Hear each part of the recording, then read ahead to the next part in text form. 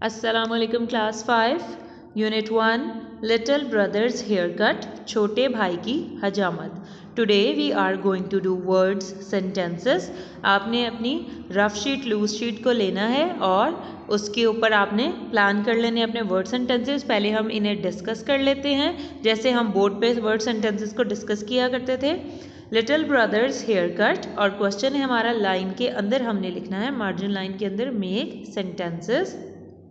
सबसे पहला जो हमारा वर्ड है बच्चों वो है barber. Barber parts of speech में क्या है? पार्ट्स ऑफ स्पीच में बार्बर है नाउन, और बार्बर का मतलब होता है हज्जाम, जो हमारे बाल काटता है। तो हम इसके लिए क्या फार्मूला अपने जहन में रख सकते हैं? आप डिफरेंट इसके ऊपर सेंटेंसेस बना सकते हैं, बहुत ही ईजी है। आपके बता सकते हैं सबसे पहले कौन बार्बर है और बार्बर क्या करता है या बार्बर ने क्या किया। जैसे फॉर एग्जांपल आप बार्बर के पास जाते हैं, वो आपकी कटिंग ठीक नहीं करता या बहुत अच्छी कटिंग कर देता है, सो आप ये बता सकते हैं कि उसने क्या किया। फॉर एग्जांपल सेंटेंस देखिए, Aslam is a barber and he cuts the children's hair. ठीक है, असलम एक हज्जाम है और वो बच्चों के बाल काटता है। एक और एग्जाम्पल देखिए, he is the best barber in this area. इस इलाके में वो सबसे अच्छा बार्बर है। वो की जगह आप उमर लिख सकते हैं, अली लिख सकते हैं, किसी का भी नेम लिख सकते हैं कि फ़लाँ इस इलाके का सबसे अच्छा हज्जाम है। एक और एग्जाम्पल देख लें, the barber cut his hair very short, के हज्जाम ने उसके बाल बहुत छोटे काट दिए। नंबर 2 वर्ड है फ्यूरियस। फ्यूरियस का मतलब होता है शदीद गुस्से में, कोई भी पर्सन जो बहुत ज़्यादा गुस्से में हो। और फ्यूरियस पार्ट्स ऑफ स्पीच में क्या है? एडजेक्टिव। सो कौन फ्यूरियस हुआ, यानी कि कौन सब शदीद गुस्से में आया और क्यों। अब जाहिर सी बात है कोई गलत काम होगा तभी किसी को गुस्सा आ सकता है ना। तो हम एग्जाम्पल्स देख लेते हैं, जैसे कि माई mother became furious when she saw my result. तो आप यहाँ पे बैड रिजल्ट या पुअर रिजल्ट भी ऐड कर सकते हैं कि आपका रिजल्ट देख के आपकी मदर को बहुत ज़्यादा उन्हें बहुत ज़्यादा गुस्सा आया या वो शदीद गुस्से में आ गई। एक और एग्जाम्पल देख लें, I was furious when he crashed my car, कि किसी ने आपकी कार को टक्कर मार दी है तो इस वजह से आप बहुत ज़्यादा गुस्से में आ गए हैं। I was late and he was furious with me. एक और हम एग्जाम्पल देख लेते हैं कि मैं लेट था, इस वजह से वो शदीद गुस्से में आ गया। सो ये एग्जाम्पल्स हैं, आप इससे और आइडिया लेके अच्छे अच्छे सेंटेंसेस बना सकते हैं। नंबर 3 वर्ड देखें, नंबर 3 वर्ड है planted. Planted parts of speech में वर्ब है और इसका मतलब है लगाना या गाड़ना। प्लांटेड लगाना इस सेंस में आएगा जैसे हम कोई भी प्लांट लगाते हैं, कोई दरख्त लगाते हैं, और गाड़ना स्टोरी में हमारे पास ये वर्ड एज अ यूज हुआ है गाड़ने के मीनिंग में। जैसे कि अपनी छोटे भाई ने हज्जाम की उंगली में अपने दांत गाड़ दिए थे। आप देखेंगे किसने क्या प्लांट किया, यानी किसने क्या बोया या लगाया या गाड़ा। फर्स्ट एग्जाम्पल देखें, the gardener planted the mango seeds in the garden, के जो माली है उसने बाग में आम के बीज लगा दिए, आम की गुठलियां जो है वो प्लांट कर दी।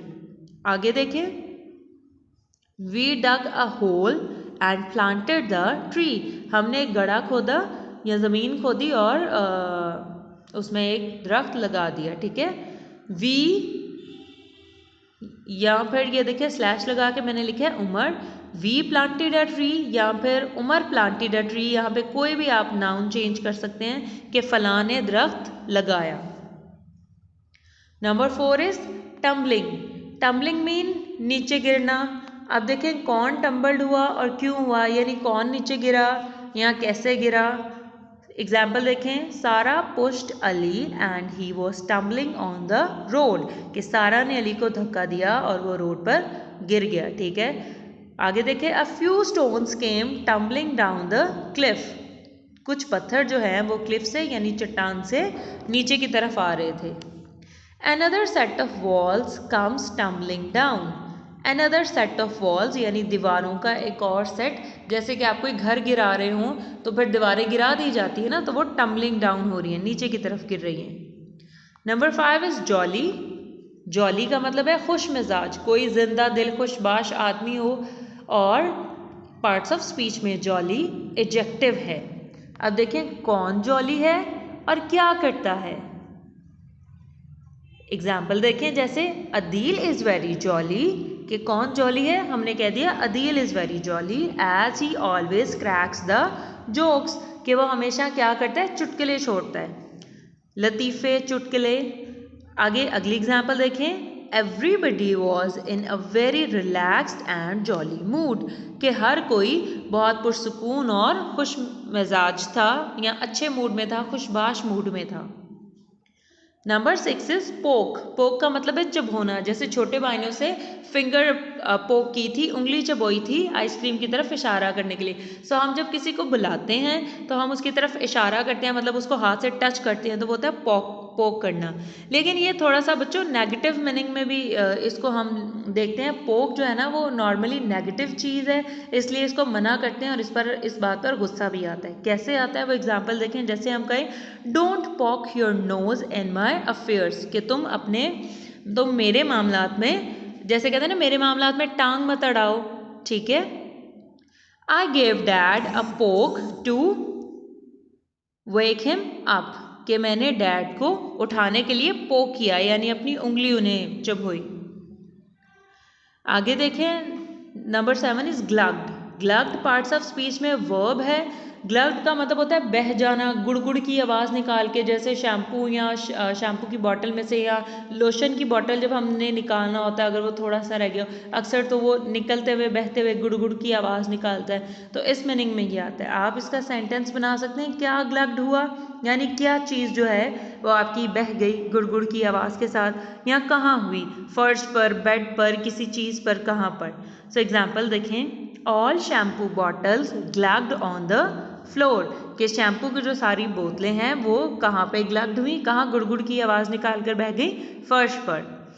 एक और एग्जाम्पल देखें, he waited until it glugged out all over the floor, उसने इंतज़ार किया जब तक कि वो सारा ज़मीन पर गुड़गुड़ की आवाज़ फर्श पर गुड़गुड़ की आवाज़ निकालते हुए बह गया। Number 8 is hopping. Hopping parts of speech में क्या है बच्चों, ING लगा हुआ है, तो ये क्या है, वर्ब है हमारे पास, इसका मीनिंग है उछलना। होपिंग का मतलब है उछलना। आप सेंटेंस बना सकते हैं, कौन होप कर रहा था, क्यों और कहाँ पे, ठीक है।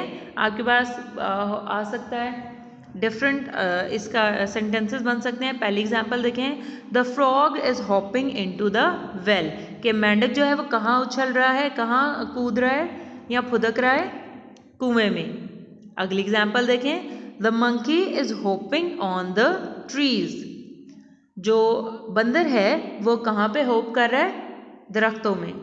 एक और एग्जांपल देखें, he was hopping from foot to foot, कि वो पाँव से पाँव उछल रहा है, ठीक है, पाँव से पाँव तक उछल रहा है, जैसे एक पाँव उठा के बच्चे जो है वो चलते हैं। सो होप का मतलब है उछलना। Number 9 word is monster. Monster का मतलब होता है बला, जैसे कार्टून्स में, मूवीज़ में मॉन्स्टर होते हैं बहुत डरावने, बहुत बड़े, ह्यूज और जाइंट साइज के। सो मॉन्स्टर इज अ नाउन। अब देखिए मॉन्स्टर की वजह से क्या हुआ, किसको हुआ, ये भी हो सकता है कि आपने मॉन्स्टर देखा, कहाँ देखा, या उस मॉन्स्टर ने क्या किया। तो देखें example, I became frightened to see the monster in my dream, कि मैंने अपने ड्रीम में, अपने ख्वाब में एक मॉन्स्टर देखा या एक बला देखी तो मैं बहुत ज़्यादा खौफज़दा हो गया। जैसे देखें, I made a statue of N अगली मॉन्स्टर, कि मैंने एक अगली मॉन्स्टर का स्टैचू बनाया। नंबर 9 वर्ड देखें, number 10 word. Number 10 word is shaking. Shaking parts of speech में क्या है, इट्स अ वर्ब और इसका मतलब है हिलाना। कौन शेकिंग कर रहा था, यानी कि कौन हिला रहा था किसी भी चीज़ को और किस में। एग्जाम्पल देखें, सारा वो shaking milk with mango in the blender, वो मिल्क शेक बनाने के लिए क्या कर रही थी, मैंगो को और मिल्क को शेक कर रही थी। एक और एग्जाम्पल देखें, her voice was shaking as she announced the news, कि उसकी आवाज़ जो है वो हिल रही थी, लड़खड़ा रही थी जब वो न्यूज़, ये खबर सुना रही थी, न्यूज़ अनाउंस कर रही थी। एक और एग्जाम्पल देख लें, everything was shaking because of earthquake, कि जल्जले की वजह से हर चीज़ हिल रही थी। सो आपके पास नंबर ऑफ एग्जाम्पल्स हैं, आप बहुत अच्छे खुद से सेंटेंसेस बना सकते हैं, लेकिन अगर आपको कहीं प्रॉब्लम आए तो आप यहाँ से भी सेंटेंस को कॉपी कर सकते हैं। अब देखें, ये तो जैसे हम बोर्ड पर डिस्कस करते थे वो हमने कर लिया। अब मैं आपको दिखा रही हूँ कि इस तरह आपने अपनी लूज शीट पर प्लान करना है। देखें, class work, date and day, unit name, little brothers hair cut, question है मेक सेंटेंसेस, उसके बाद वर्ड्स, सेंटेंसेस की हेडिंग, जैसे for example barber, so Aslam is a barber and he cuts the children's hair. Number 2, furious, my mother became furious when she saw my bad result. Planted, the garden The gardener planted the mango seeds in the garden। बच्चों यहाँ पे gardener के spelling आपने ठीक कर लेने हैं। यहाँ बाय मिस्टेक गार्डन्स लिखा गया, गार्डनर NER आपने लिख देना है आगे। Tumbled, Sarah pushed Ali and he tumbled on the road. He आप ऐड कर लीजिएगा, Sarah pushed Ali and he tumbled on the road. Jolly, Adil is very jolly as he always cracks the jokes. Poke, don't poke your nose in my affairs.